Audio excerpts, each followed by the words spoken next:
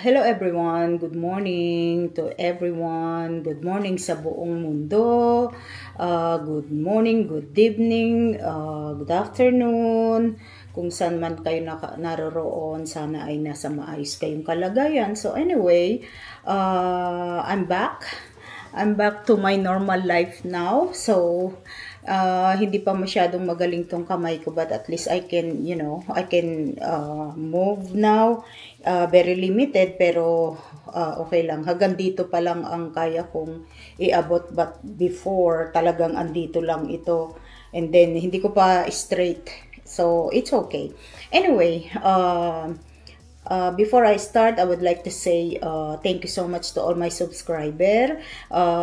Kahit papano, meron naman akong subscriber. Nakakatuwa kasi I know it's not easy talaga ang mag-build up ng mga dito sa YouTube sa content, kasi yung content ko hindi naman entertainment ito, so it's really hard sometimes. Syempre ang mga tao ayaw na nila ng mga stress sa buhay. That's why minsan naiintindihan ko din yun kasi it's very stressful, but the thing is ang buhay is very stressful, kaya syempre kung stress ka na, you don't wanna be yung ayaw mo na yung kailangan ma-entertain ka na lang to divert, your whatever going on to your mind, to your life. So, wala tayong magagawa doon. But anyway, may mga tao din namang iba-iba naman tayo. So, probably some people is fit itong aking content para sa kanila. So, sinishare ko lang naman kung paano ako mag-survive sa everyday life ko. Anyway, marami na namang dumaan na mga mahirap i-explain, since this thing happened nung na-accident ako. So, but like I said, just keep going. Ito lang naman talaga. Magsusurvive ka rin kahit papano. That actually, 2 buwan ako mahigit na nahirapan, na-stress, na anxiety, talagang umano yung depression sa akin for 2.5 months. But I isolate again myself. Lumalabas lang ako for my doctor's visit and for my PT dahil I have to, kasi wala naman akong magawa. Kaya siguro kung ano-ano na nang nangyayari sa akin dahil like I said, nagkaroon pa ng infection itong aking surgery. I mean, it's not inside the good thing, yung nagkaroon lang ng irritation ang balat ko. So it's not good, pero naaga pa naman because I have antibiotic, kaya okay lang na naiwasan yung talagang magkaroon ako ng infection, kasi nakakatakot din yun, kasi syempre pag may sugat ka, pag may yun nga, kaka-opera lang dito, tapos nagkakaroon ng irritation, nagkakaroon ng nag-break out yung mga skin ko, and probably sa mga anxiety ko na rin yun siguro, and depression. But anyway, we have to act normal now kasi we have to, because we have bills to pay, kaya kailangan talagang mag-keep going. So it's good naman kasi it's a big help for my everyday life, for my anxiety and depression. So okay lang naman yan. Syempre hindi naman natin maiwasan. I cannot deny that I already have a mental issue, kasi this is not normal, Ang buhay namin ngayon is not normal like before. So, talagang keep going lang, kasi wala kaming control to everything. But like I said, we were trying to act normal para, mabuhay ka pa rin ng normal kahit na deep inside is like, it's killing us. But anyway, so today is nice. It's not that cold, it's not that hot. It's pleasant weather. It's we have 50 degrees right now. So good thing gumaganda na yung panahon. Hopefully dire-diretso, kasi ganito pala itong problem ko, since the surgery ako, every time na maglalamig is talagang dagdag yan sa sakit ng katawan ko. I don't know why, but what can I say? Ganun talaga, anong magagawa ko. So, today, marami na, actually, I'm off today. Kasi usually naman talaga ito yung mga hindi ko busy na panahon. So, it's okay. I have time to, do something. Nag-ayos ako naglaba, ayos-ayos ng mga gamit kasi I'm trying to get rid most of my stuff. Talagang nagsisort out kami ngayon ng mga gamit para in case na we decided to, we stop and then, it's ready to go kami. But anyway, hindi pala madali, ang dami-dami namin dapat gawin, ang daming trabaho, kaya hindi mo alam kung ano yung uunahin mo. But anyway, nakapag-start ako, nakapag-sort out ako, especially sa mga personal gamit kasi syempre hindi mo namamalayan, napakarami na naming na-accumulate na gamit. So that's what we're doing right now since hindi naman kami rin makapag-activities pa. Anyway, itong nakaraang panahon talagang naging miserable ang buhay namin dahil kung minsan napakasama ng loob dahil ang hirap na nga, marami ka nang nararamdaman na sama ng loob kung ano-ano, tapos dumarating pa yung mga unexpected, but like I said, we have no choice but ignore everything and then back to work, back to your normal. Kaya ito, tignan nyo, disaster pa rin ng itsura ko kasi I haven't touched my hair. I need a touch up for my roots now. You see, I have a lot of gray now, but it's okay. Gray and dark hair, because we're Asian. So, napakadumi na tingnan, but I have no choice kasi hindi ko pa masyadong magalaw itong kamay ko. But at least naaabot ko na yung hair ko. Kaya lang, hanggang ganyan lang, di pa na makamobilize ng, but it's okay. At least, tinan nyo, nag-survive naman ako dito. Kala ko, that's it. Kala ko ma-depress na ako forever. Pero, tiyaga lang, kaya lang napakasakit ng PT. Ang hirap pala pag ito ang problema mo, kasi yung elbow ko. But it's good. Wala akong problema sa shoulder and my wrist. So, I can function. Ito lang nga lang kasi sobrang stiff na itong aking elbow, sobrang sakit, sobrang, hindi pa rin nawawala yung sakit until now, so I have no choice. But anyway, like I said, it's getting better, so kailangan ko nang mag-umpisa uli na mag-face reality. So anyway, nag-start na ako ng trabaho it's been 2 weeks already na nagtatrabaho ako, or more than, since this thing happened. At least very ang mga tao, ang mga clients ko is very flexible at saka very supportive. At least nagkakaroon ako ng uli na babalik ko yung aking kasi siyempre nakakawala yan ng ang tawag dito, oh my God, I cannot find the right word. Itong problema sa amin yung hirap naming isipin kung ano yung gusto naming sabihin, para bang bigla ka na lang nabablanko, kaya pagpapasensyahan nyo na.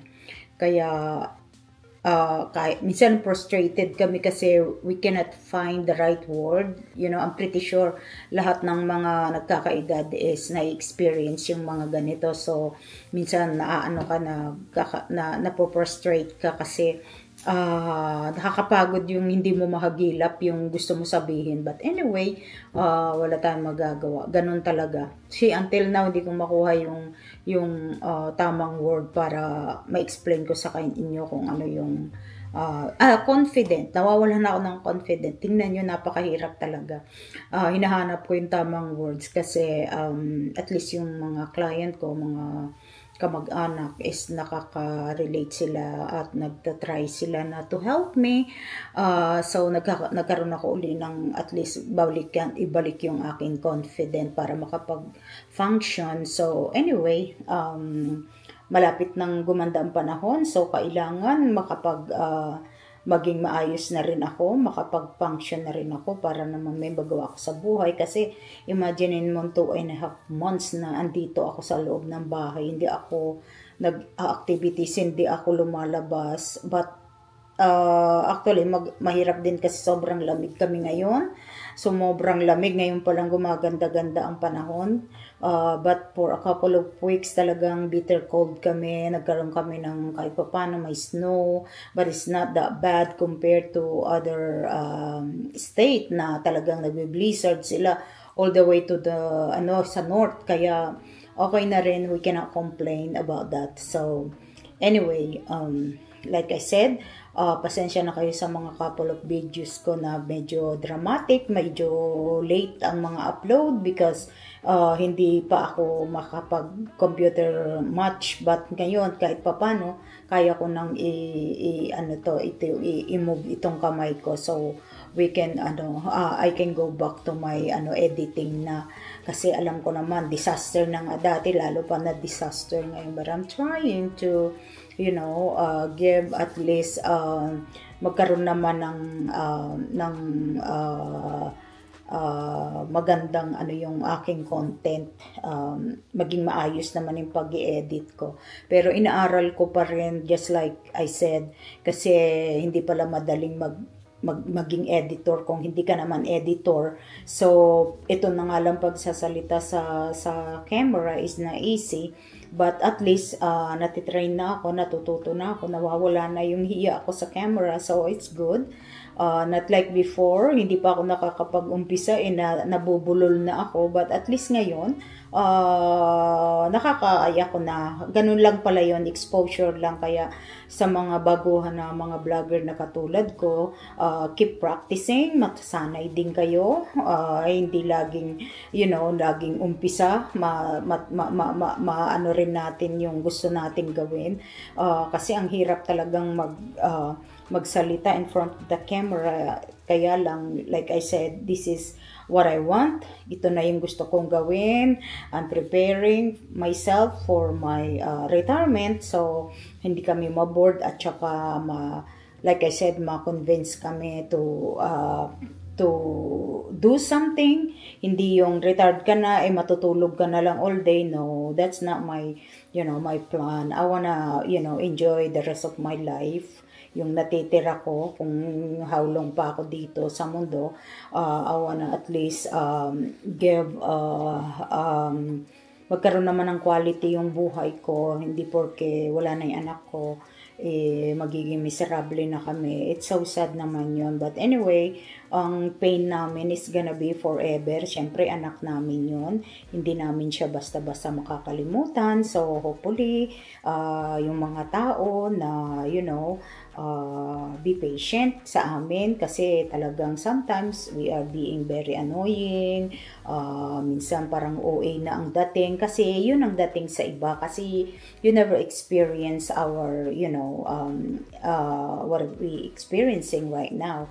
So, ganun talaga yon. Pero kahit pa paano, marami din namang nakaka-relate kahit na hindi nila posisyon yung ginagawa na ang mga nangyayari sa ginagawa namin just to survive is naiintindihan naman nila kahit papano. So, that's a big help for us. So, anyway, hanggang dito na lang muna kasi maglilinis-linis pa tayo. Buti na lang, asawa ko sa big help, naglilinis talaga yon. Kaya lang, syempre, yung mga dusting, ganyan, ayaw nila gawin yan. Mga lalaki, ayaw nila gawin yan. They don't like that. Gusto nila yung boom, boom, boom, yung mabilis yung trabaho. But the good thing with my husband, he's very organized person. So, yun naman ang panalo ko sa kanya. At least, hindi nagiging disaster yung bahay namin kahit hindi ako nakakatulong.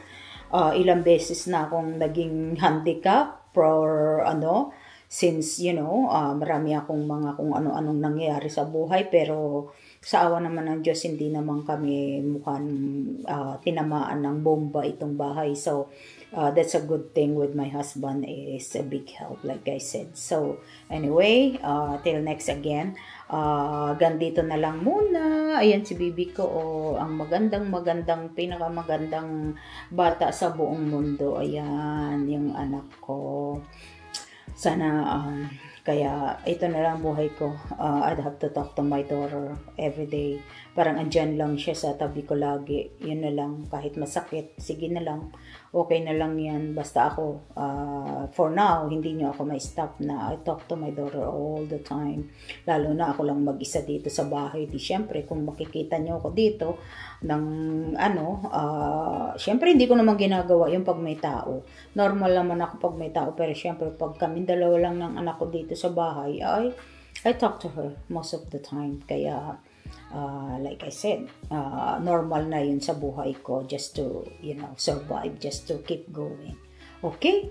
Okay, so till next again, pasensya na muna kayo sa na-share ko right now. Marami pa akong dapat gawin, kailangan kong gawin pa yung buhok ko, but not right now. Naumpisahan ko yung pag-aayos ng mga gamit. So, dito muna ako. Okay, till next again. Thank you so much and God bless us all. Take care everyone. Bye! Hello guys. Look at me, I'm back. Back to my world. Look at my hair. Kailangan na talagang gawin. Paunti-unti. Nag-aayos-ayos na tayo ng konti. Bumabalik na ulit tayo sa normal life natin. May kilay na naman ako. Ang tagal kong na-stuck. So look at my hair. It's getting, gosh, it's long. Kakahiya, oh. Hindi ko na siya naaayos. Okay. Ito yung natural kong buhok. Yan. Curly-curly na rin siya. Tingnan nyo. Ay, nako. Ang pangit ko na. Kaya, I need to do something to myself. Okay?